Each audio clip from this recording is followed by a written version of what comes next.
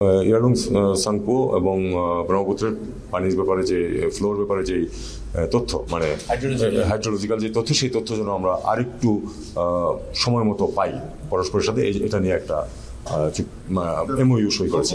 তথ্যপত্রটা সেটা কিন্তু ওই বাঁধের ব্যাপারে না, ওইটা হলো না আমরা উদ্বেগ তো জানিয়েছি, এটা আপনি ভালো পয়েন্ট ধরেছেন, আমরা খুব উদ্বেগ প্রকাশ করেছি এবং আমরা বলেছি আরেকটি কথা যে আপনারা এটা নিয়ে যে সব স্টাডি করছেন সেই স্টাডিগুলি আমাদের সাথে শেয়ার করুন।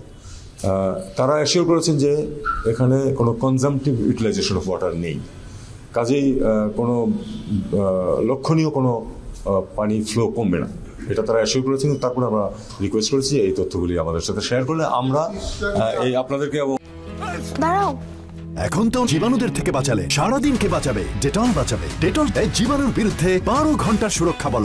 সুরক্ষার বিশ্বাস থাকুক দিনভর। সবাইকে আমরাও রিঅ্যাসিওর করতে পারি যে না, এতে কোনো সমস্যা নেই। তিস্তার ব্যাপারে কোনো আলোচনা হয়নি, কারণ তিস্তার ব্যাপারে যে কোনো আলোচনা হতে হলে সেটা কিন্তু ওই যে এমওইউর অধীনে হতে হবে। একটু সময় যেহেতু আমরা নিচ্ছি এমওইউ সই করতে, তারপরে এটা নিয়ে কথাবার্তা বলা যাবে।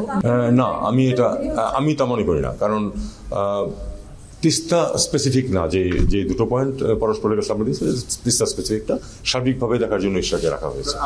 আমি একেবারে সত্যি কথাটা আপনাদেরকে বলি, এটা নিয়ে কোনো কথা হয়নি, কোনো কথা হয়নি, কারণ আমরা এটা নিয়ে কোনো তাড়াহুড়া করছি না।